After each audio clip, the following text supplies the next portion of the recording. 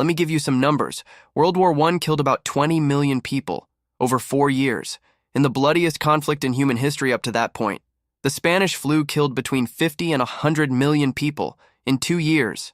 More people dead from a flu virus than from the entire First World War, and here's the part that should make you genuinely angry. For months, governments around the world barely talked about it. Newspapers barely covered it. In many countries, reporting on the epidemic was actually discouraged. In some, it was censored outright, because it was wartime. And admitting a devastating epidemic would be bad for morale. So people were dying in enormous numbers. Hospital wards were overflowing. Bodies were piling up. And the official message was, everything is fine. This is the real story of the Spanish flu. And if any of it sounds familiar to you, it should. First thing.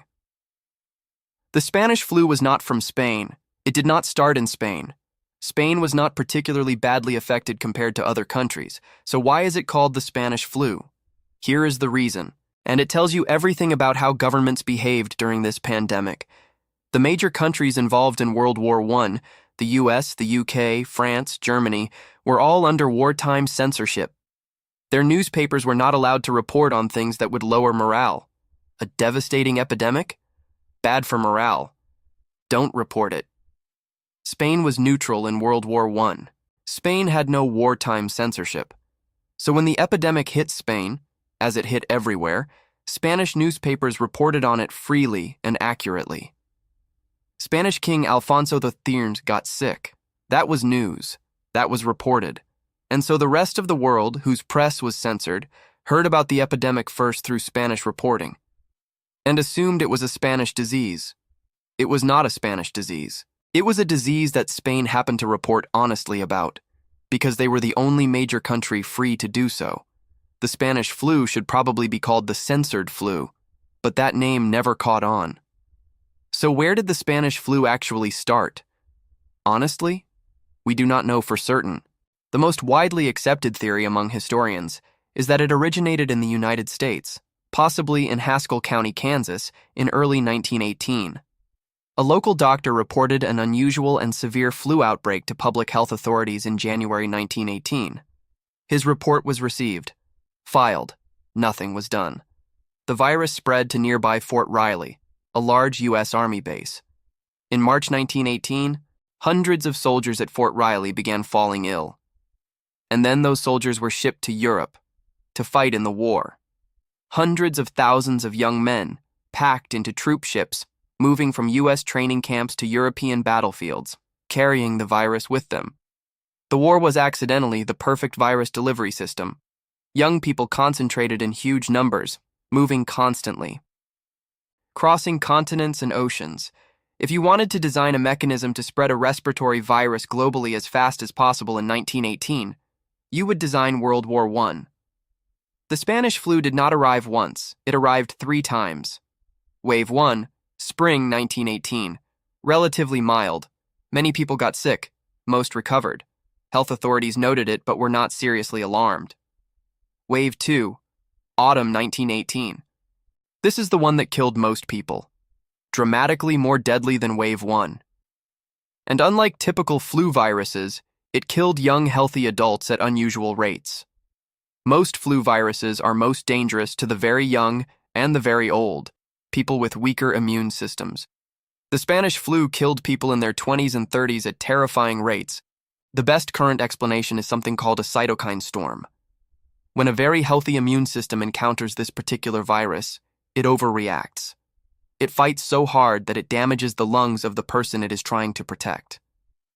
The stronger your immune system, the more dangerous the overreaction. Young, healthy adults were dying partly because their bodies were fighting too hard. Wave 3, winter 1918 to 1919. Less deadly than Wave 2, but still severe. By the time the pandemic faded in 1920, it had reached every inhabited continent, including remote Arctic communities, including Pacific Islands. There was nowhere on Earth the Spanish flu did not reach. Let me describe what the Spanish flu actually looked like, because this was not a regular flu. Victims described feeling fine in the morning and completely incapacitated by noon. The fever hit fast and high. the body ached, the lungs filled with fluid. In severe cases, particularly in Wave 2, patients developed a condition called heliotrope cyanosis. Their skin turned blue, not slightly, visibly, dramatically blue, because their lungs were so damaged that their blood was not being oxygenated properly. Doctors and nurses could identify the most serious cases by looking for the blue patients. People died within hours of turning blue.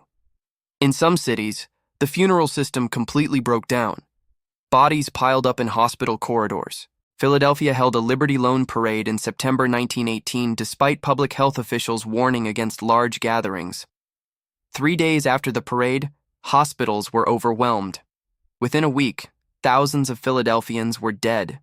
The city's public health director was pressured into keeping things open because it was wartime, and canceling things looked like surrender.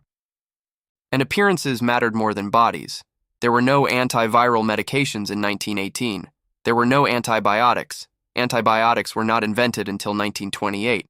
There were no vaccines for this flu strain. Doctors had almost nothing to treat patients with except rest, fluids, and aspirin. The aspirin, it turns out, may have made things worse. Doses given in 1918 were far higher than we now know is safe, and high-dose aspirin can cause symptoms similar to severe flu. Some of the deaths attributed to the flu may actually have been aspirin poisoning. Doctors tried everything: quinine, whiskey, camphor, mustard plasters. None of it worked. Public health measures that did work, closing schools, banning gatherings, requiring face masks, were applied inconsistently. Some cities implemented them early and thoroughly. Death rates were measurably lower. Some cities delayed. Death rates were higher. The data is clear. The interventions worked when applied early and consistently. They were often applied late and inconsistently. Because of economic pressure, because of politics, because of wartime morale concerns. Sound familiar? Let me try to give you the actual scale. The world population in 1918 was about 1.8 billion people. The Spanish flu infected about 500 million of them, 1/3 of the entire human population. Death toll estimates range from 50 million to 100 million. The uncertainty exists because record-keeping in many parts of the world was poor, and because many deaths were recorded as pneumonia rather than influenza. In the United States alone, life expectancy dropped by 12 years between 1917 and 1918. 12 years. In a single year, because of one disease. In Western Samoa, 22% of the entire population died. In some Inuit communities in Alaska, entire villages were wiped out. The Spanish flu killed more Americans than all of the country's wars from the Revolution through to the Vietnam War combined. Think about that. Every war. Combined. One flu pandemic. 2 years. The Spanish flu is the deadliest event in human history after the Black Death. And most people, if you ask them, cannot tell you the dates when it happened. The Spanish flu faded in 1920, not because of a vaccine, not because of a treatment, because, as tends to happen with most pandemics, the virus gradually became less lethal as it evolved. Viruses that kill their hosts very quickly do not spread as effectively. Natural selection, in a grim way, favored less deadly strains, and enough of the population had developed immunity through surviving infection that the virus ran out of new hosts fast enough to burn itself out. It left behind an enormous gap. Entire generations thinned.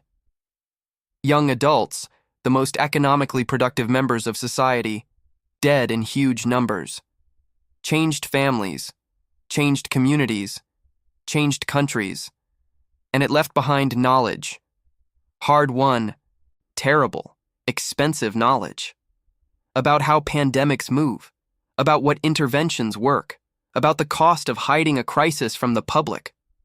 The public health infrastructure that exists today, the WHO, national health agencies, disease surveillance systems, owes enormous debts to what was learned from the Spanish flu. The lesson was learned, eventually, after 50 to 100 million deaths, which is perhaps the most human thing about this entire story. We learn. We just often learn too late. Here is what the Spanish flu taught me. Pandemics do not respect borders. They do not care about wars.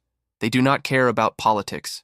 They do not care about parades or elections or economies or anything humans consider important. They spread through air and touch and proximity. And the only things that slow them down are the things that have always slowed them down: distance, cleanliness, early action, honest communication. The Spanish flu happened 100 years before COVID-19. And when COVID hit in 2020, historians who studied the Spanish flu watched the same patterns play out again. Governments downplaying severity, the specific human resistance to admitting how bad things are.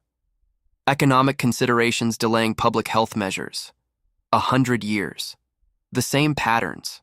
Not because people are stupid, because the decisions are genuinely hard, because the costs of action are visible and immediate, and the costs of inaction are invisible, until suddenly they are not. The Spanish flu is not ancient history. It is a manual, a warning, a very clear set of instructions about what happens when a respiratory virus meets a connected world and a government that prioritizes appearances over honesty. We have the manual. The question is always whether we read it in time. If incredible true stories like this are your thing, told simply, honestly, the way they deserve to be, you already know what to do.